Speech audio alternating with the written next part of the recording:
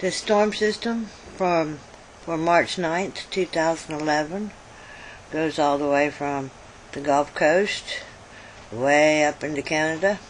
Well, it's way up into Canada for me, a long way. And I just wanted to explain some things that I wanted to tell you that this storm system is brought to you from the Mississippi and Louisiana Gulf Coast. I live 7 miles from the Gulf of Mexico in Gulfport, Mississippi. And since May, I've been very suspicious because of lots of things I've seen in the sky and BP's behavior and many other things, too numerous to mention. I've been very suspicious that that the purpose of the oil spill was to be able to have the Gulf to themselves and be able to set up a HAARP type technology along the Gulf Coast,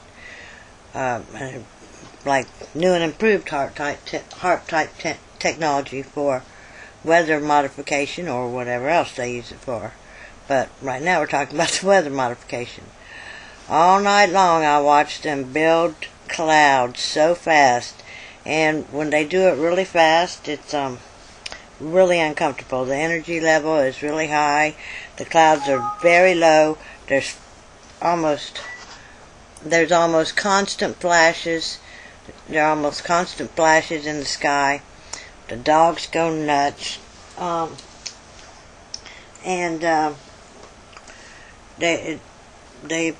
You can see the water in the clouds being pushed up into the air, and the thunder's weird sounding. It's like forced, and the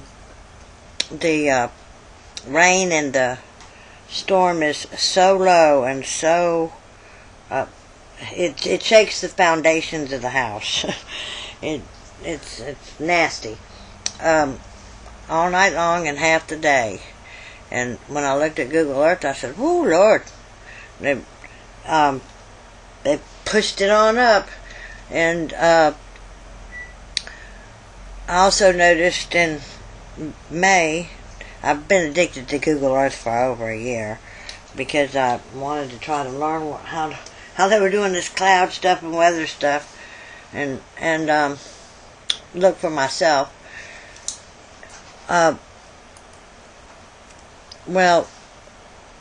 Before the oil spill, my clouds used to match the clouds on Google Earth. Now they rarely do. Now it seems that we never have clouds move in from anywhere anymore. They just start here and go on and get pushed out. They never move in. Like I told my cousin, "Oh, we don't have clouds move in anymore. We just make our own and send them on their way to wreak their havoc." I also want to mention that in my little 20-mile radius, we have an Air Force base, a Navy base, along with other military bases, and NASA facility, Stennis Space Center, where they make the rocket boosters. So we have all the parties involved in this weather modification research. And in my next video, I'm going to show you what this yellow dot is that I found on July 3rd. These blobs that suddenly appeared on the Gulf seafloor.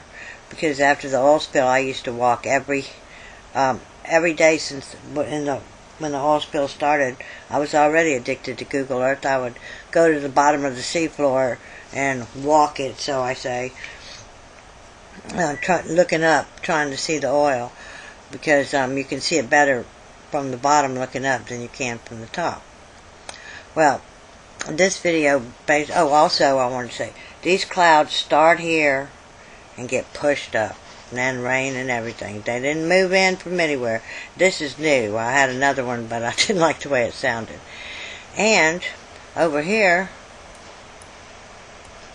Alaska's HAARP facility seems very quiet. I wondered, do we have a new front runner? That's why I named this a new HAARP location, a new HAARP location, and I happen to think it's the Gulf Coast. And well, I couldn't possibly convince anybody on this video, but it was my favorite area of research before the oil spill, but the only way I ever knew anything about it was on the internet. And then, ever since April 20th, the internet has exploded over my head with everything and more. So very, very strange, even miraculous looking things in the sky. When the electromagnetic energy has been so high last night and tonight, it's extremely uncomfortable. Not to mention, my dogs have driven me nuts because they really recognize when something like that is going on. It doesn't have to be thundering or lightning or anything. They can feel the frequencies or something. They just pant, start going nuts. Okay, so what I wanted to say is, all these clouds for the whole eastern part of the United States for this storm system on March 9th, 2011 were formed right in here, Mississippi and Louisiana Gulf Coast, and pushed on up. And this HAARP facility over here, which everyone knows about in Alaska, is quiet. So, could we possibly have a new forerunner for the HAARP facility? No one ever suspects the Gulf of Mexico and the Gulf Coast to be a HAARP facility. It's not in one place. That's why I called it a HAARP location. It's spread out. I don't know exactly how they do everything, but I know over the Air Force Base a lot you can see them push it up. And sometimes the Navy base gets involved, and there's a few things out in the Gulf. They get red. I don't know what they put out there, and there's something over in Louisiana. Not to mention the new antennas that on my trip to Ohio I noticed are everywhere. I don't think there's a square inch of the country that it isn't covered. They're just all up and down the interstates. But for us it was new. They were put in this summer.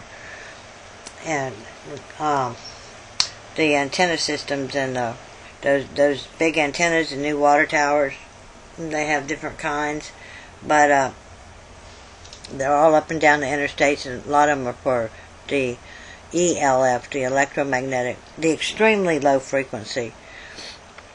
But right now I'm talking about the weather modification, and this storm system that we have experienced today all the way through Canada was brought to you courtesy of Mississippi and Louisiana Gulf Coast. Y'all have a good day.